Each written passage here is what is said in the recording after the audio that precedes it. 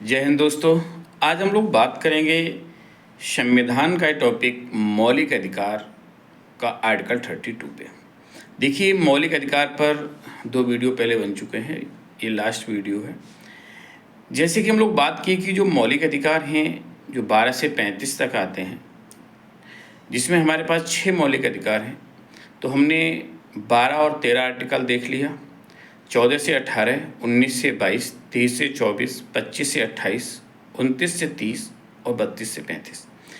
तो जो last 32 article पे आज हम लोग चर्चा करेंगे कि जो आर्टिकल 32 है, जिसमें 5 प्रकार की रिट बताई गई हैं, 5 प्रकार के लेख बताए गए हैं, जिसे डॉक्टर भीमराव अंबेडकर ने सोल ऑफ इंडियन कॉन्स्टिट्यूशन का है, संविधान की आत्मा का है। देखिए, वैसे हमारा अगर पूछा जाए संविधान की आत्मा किसे कहते हैं, तो आपका आंसर होगा प्रस्तावना को कहते हैं, प्रियम्बल।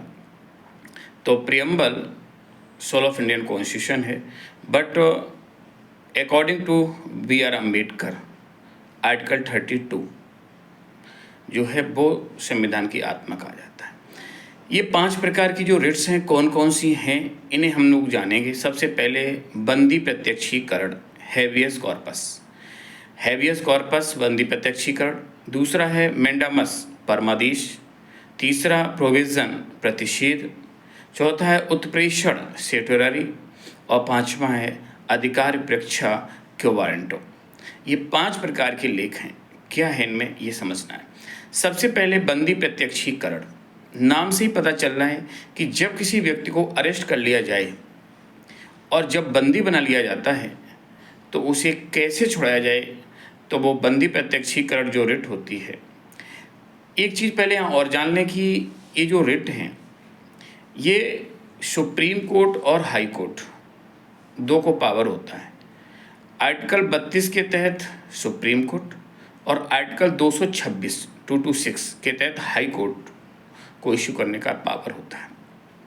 जब कोई व्यक्ति अरेस्ट कर लिया जाता है, बंदी बना लिया जाता है, तो उसे 24 आवर 24 घंटे के अंदर मजिस्ट्रेट के सामने सशरीर प्रस्तुत कर लिया जाता है। यही है बंदी प्रत्यक्षीकरण, कि जब किसी व्यक्ति को गिरफ्तार किया जाए तो उसे 24 घंटे के अंदर सशरीर मजिस्ट्रेट के सामने प्रस्तुत कर दिया जाता है। यही बंदी प्रत्यक्षीकरण है।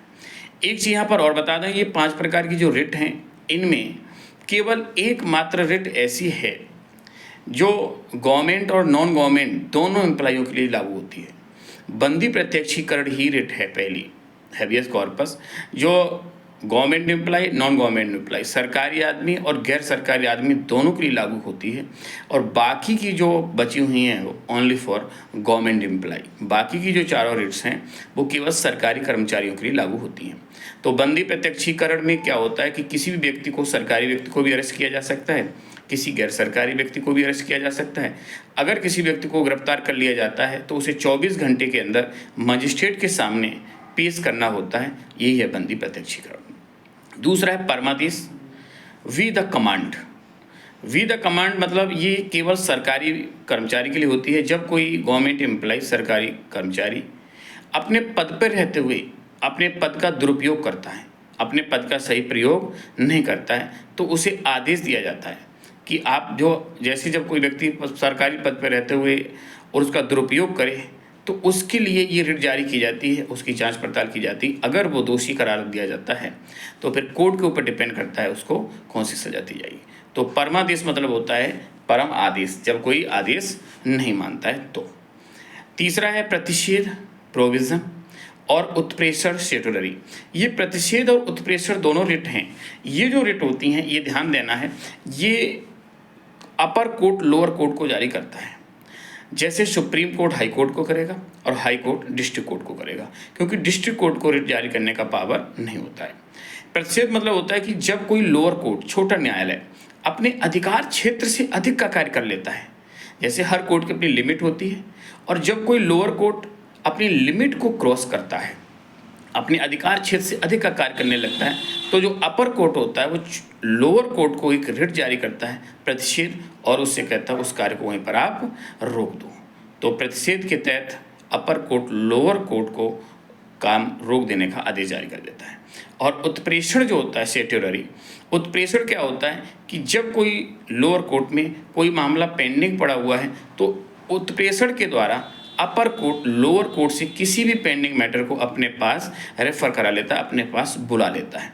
तो प्रतिषेध में मामले को रोका जाता है और उत्प्रेषण में अपने पास बुला लिया जाता है, बस इतना ही अंतर है। अधिकार परीक्षा, ये क्या होता है कि जब कोई व्यक्ति गलत तरीके से गलत प्रोसीजर से पद धारण कर लेता है, जब कोई व्यक्ति गलत तरीके से पद धारण कर लेता है तो उसके लिए रिट जारी की जाती है और कोर्ट इसकी पूरी जांच पड़ताल करा देता है और उसके बाद जो भी सज़ा कोर्ट देगा वो आपको मिलेगी। तो अधिकार परीक्षा में होता है कि जब व्यक्ति गलत तरीके से गलत प्रोसीजर से पद धारण कर लेता है, वो कैंडिडेट उस पद के योग्य नहीं है, फिर भी उस पद पे वो आ जाता है, पद धारण कर लेता है, तो अधिकार परीक्षा जारी की जाती है। तो इन 5 प्रकार की रिट्स को आपको याद रखना है।